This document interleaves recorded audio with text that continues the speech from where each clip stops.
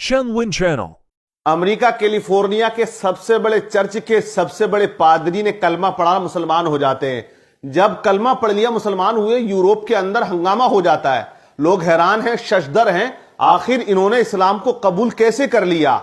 वो ईसाई पादरी जो लोगों को ईसाई मजहब की दावत देते थे, बुलाते थे, प्रवचन देते थे, स्पीच देते थे, ईसाई मजहब के बारे में लोगों को बताते थे, ईसाई मजहब की वो फजीलत बयान किया करते थे। आखिर वो ईसाई मजहब में रहकर इतने बड़े ओहदे पर, जिनके लाखों की तादाद में फॉलोवर्स हैं, उनके मानने वाले हैं, ऐसी कंडीशन में उन्होंने इस्लाम को कबूल कर लिया।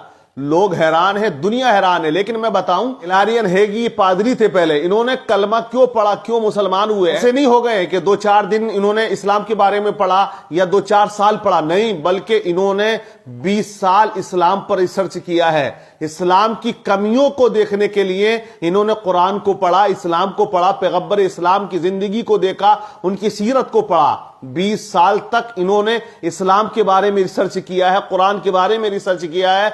इन्होंने अपने 20 साल खपा दिए इसी रिसर्च में, मुझे कोई कमी, कोई गलती कहीं ना कहीं इस्लाम के बारे में पता चले और मैं फिर अपने लोगों को बताऊं और लोगों को समझाऊं, ताकि वो मेरे मजहब में आए और ईसाइयत को कबूल करें, ईसाइयत को वो आला समझे, अफजल समझे।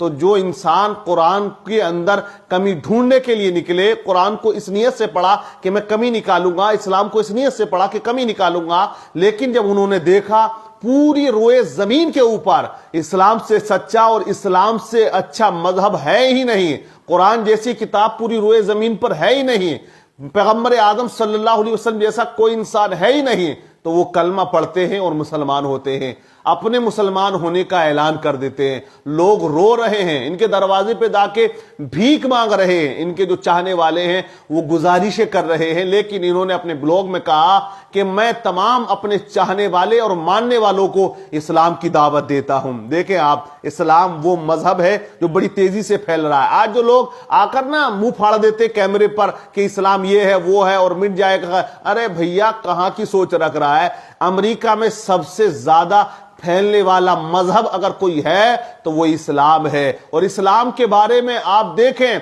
जिसने भी मुखालिफत की वजह से इस्लाम को पढ़ा है, कुरान को पढ़ा है, पैगंबर आजम सल्लल्लाहु अलैहि वसल्लम की जिंदगी को पढ़ा है, वो पक्का सच्चा मुसलमान हो चुका है। आप देखिए कि कुरान वो किताब है कि जिसके अंदर हर शय का जिक्र मौजूद है। यही तो देखा था डॉक्टर मोरिस जो फ्रांस के थे, उन्होंने क्यों कलमा पढ़ा। डॉक्टर मोरिस इतना बड़ा डॉक्टर, इतना बड़ा तबीब कहलाने वाला, इतना बड़ा साइंटिस्ट कहलाने वाला, वो कलमा पढ़ के मुसलमान क्यों हुए? वजह क्या थी? जब उन्होंने फिरौन की लाश पर रिसर्च किया था, आखिरकार इस लाश को न जमीन ने खाया न पानी ने सड़ाया, ये सही सलामत बाहर क्यों आई है।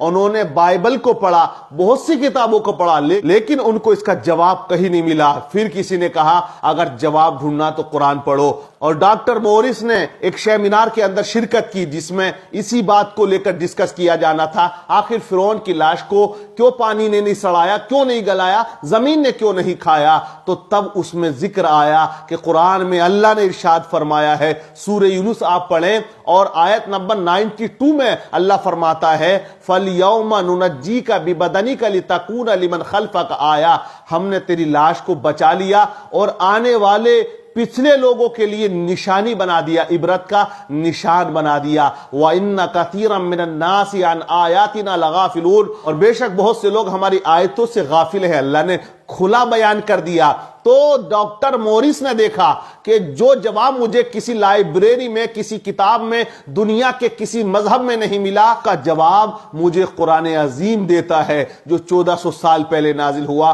1400 साल पहले कुरान नाजिल हुआ और कई हजार साल पहले की बात वो हमें बता रहा है। तो कुरान ही सच्ची किताब है, अच्छी किताब है। और डॉक्टर मोरिस कुरान के इस मोजज़े को देखकर कलमा पढ़ के मुसलमान हो जाते हैं। ऐसे